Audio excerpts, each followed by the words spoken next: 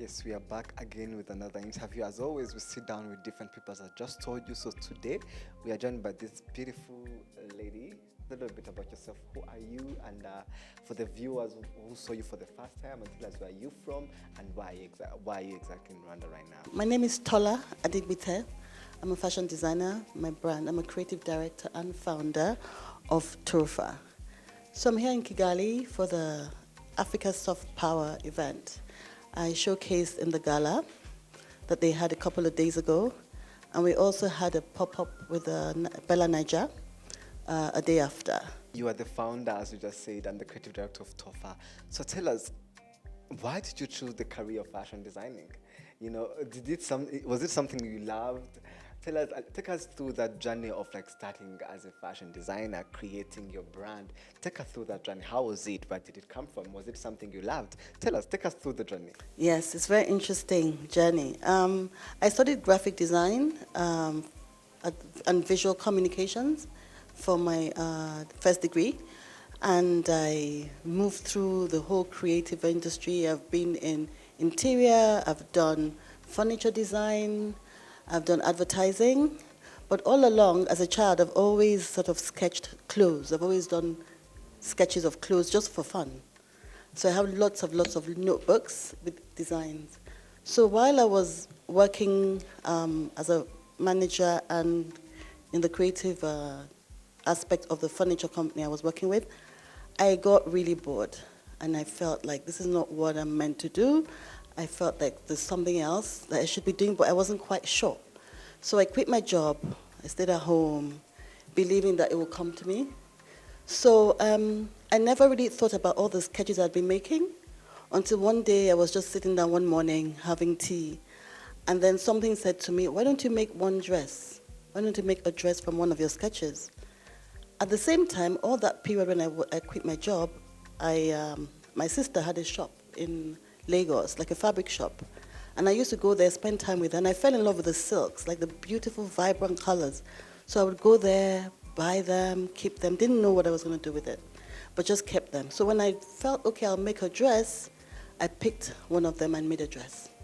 And I wore it to an event, and everybody was like, oh my God, this is amazing. And I was like, oh, it's all right. I mean, no, this is something special. We want it. And that was the beginning. So I decided to, okay, make a few for people, and then all of a sudden, everybody was like, you don't know how good this is. You need to make something of it. So I started in my house. I have a backyard. I converted the back into this small studio, and I started producing. The brand is called TOFA, and your name is Tola. So tell us where the name come from. Where did the name come from? And you talked about it a little bit. That designing, was it something you loved when you were a kid? Did it click for you at a young age? Because we know most of the people in the fashion industry, when they start, they're probably like models. They start off as models, then they become designers. But tell us your childhood. Did that click for you, the fashion industry, the fashion lifestyle? Well, as a young child, I always sketched. But then as I grew older, I was in love with fashion. So I'd collect all these beautiful magazines from Italy, Moda, all of this Collezioni. I'd be looking at them. I never thought of myself as a fashion designer or like I wanted to.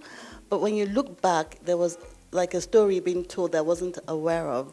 So I've always loved fashion. But then until I made that dress, I didn't ever think I could be a fashion designer. So my name, Turfa is my name actually, it's my middle name. It's an Arabic name. It means something extraordinary, something special. It pierces the resistance, something that it's just amazing. So when I did my first collection, and I kept thinking, what would I name my brand? And then that came to my mind. You have been creating for a while now, and so many collections, so many fashion shows. But tell us, on a daily basis, what is your inspiration while creating? When you are sketching, I said you sketch. What things that you inspire to, or what thing that inspires you while creating your designs on a daily basis?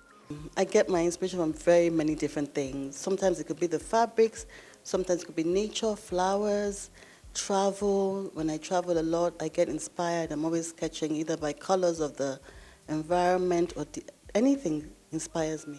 So I'm constantly looking at nature and the world for inspiration.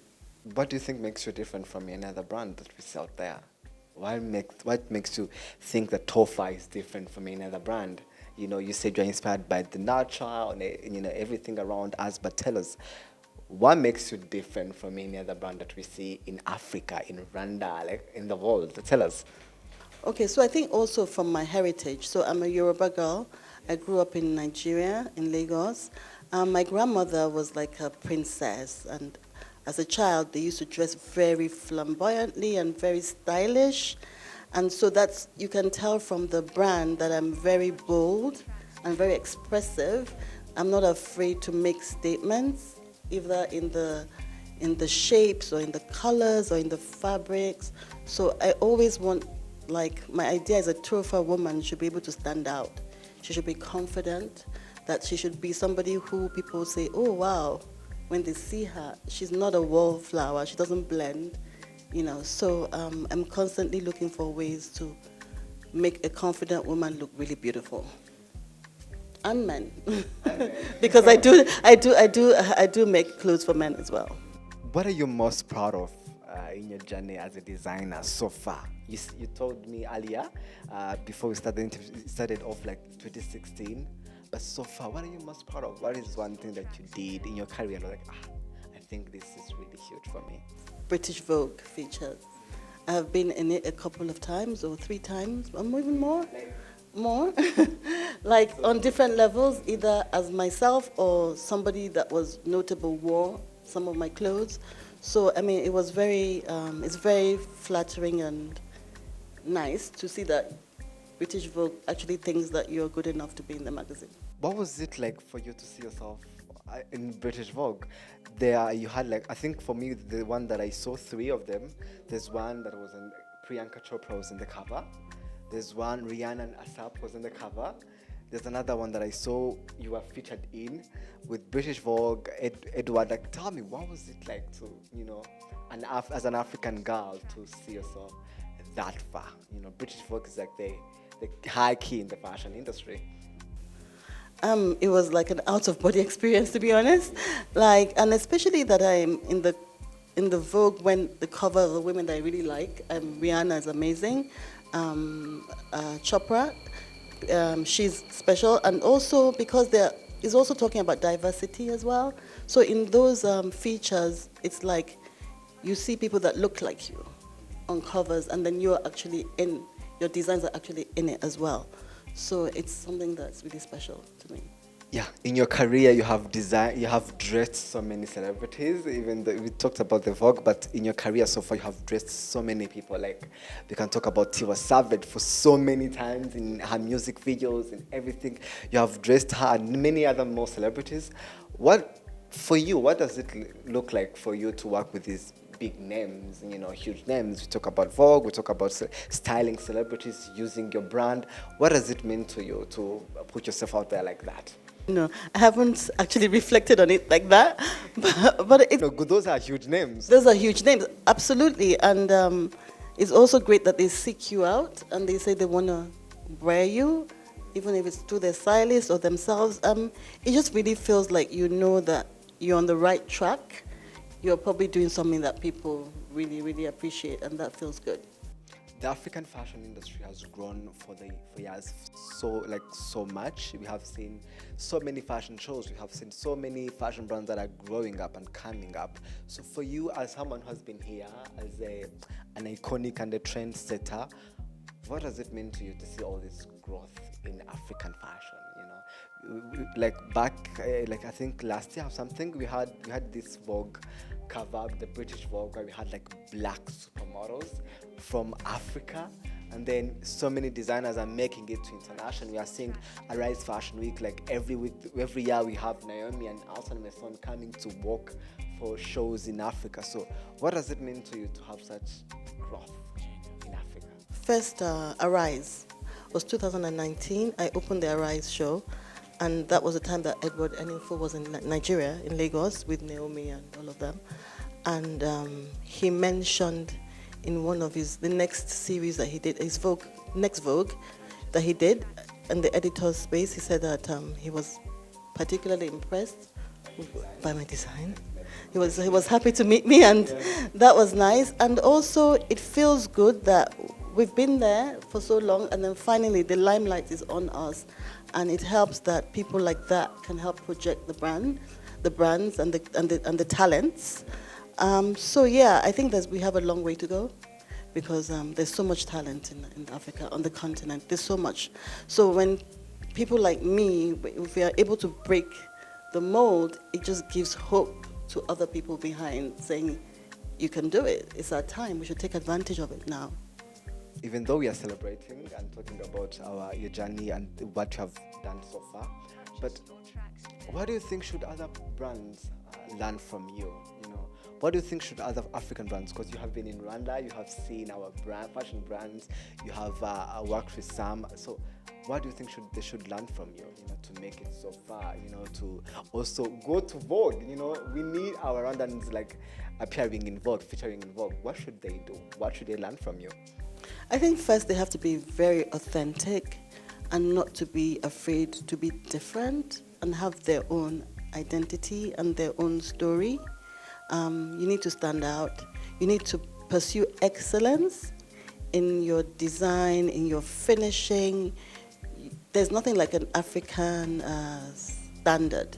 There's a global standard that we need to always focus on, so that when people see your product, nobody looks down on it. So I think if you have to be bold, you have to be authentic to who you are, to what inspires you, and not be afraid to be different. As a businesswoman, and let's take a look at the challenges that you have faced so far, because you inspired some people on what you just said. So far, from the business angle, from the fashion angle, what are the challenges you have faced as a woman in business? Because you started off from one dress that you made, people loved it, you sold, and you made a whole fashion brand from it. What other challenges have you faced so far in your career as a fashion designer? I think that when you sort of go for excellence and your standards are really high, it's going to cost a little bit more than the average. I think it's just now that people are beginning to appreciate their own, knowing that they can pay a little bit more than what they're used to, for something local, something African. So people sort of feel more comfortable buying international designers like Louis Vuitton, all of that, and pay for it like a lot of money. But they are just beginning to understand that we do have luxury. Like African luxury exists, which is what I'm doing, and there are not many people in that space. So it's quite a bit of a journey, like trying to convince people that we're good enough. We can make this thing, and we can pay a little bit money for it. You attended this event in Rwanda, you came for the event, you saw some designers. I think you visited some of the designers in Rwanda. What do you think about our fashion industry? From an outside point of view, what do you think about our industry in terms of designs, in terms of collaboration, in terms of, you know, what we provide, what we put out there in the fashion industry? What do you think about our industry? Yeah, I saw quite a bit of designs that I really like, and I like the fact that they're moving in more of the direction of sustainability. So I like the idea that they produce their own fabrics. I do some. I work on designs with designers, fabric designers, to come up with my own design, and then we produce that. So I like to see more of that, with more interesting, exotic type fabrics, because right now you see a lot of cottons and stuff like that. So it would be nice to see something even more maybe glamorous. Yeah, but definitely I think it's a trend that the world wants. Yeah. What's next for you? You know, as Tofa, as you Tola, what's next for you? Is there any fashion show coming up, a new collection that you are launching these days? What Rwanda should expect? Are you going to have a store in Rwanda? You know, tell us, for the viewers that are watching now, you know, where should they get your outfits? Because we're going to be seeing more your outfits on the show. So tell us everything. Tell us, what should we expect from you? The brand is being stocked at Wakanda here in Rwanda. So I'm here in Kigali, yeah. But I'm looking to coming here more often. And yeah, we'll see how that goes, whether we get a store or not. But as a brand, we're on a global expansion. We're moving to different markets, having pop-ups. That's the whole way that we want to grow. So we're doing one in London, in New York, this summer. And by September, we'll have a new collection out. Thank you very much for joining us. Thank you. It was a great pleasure. Thank you.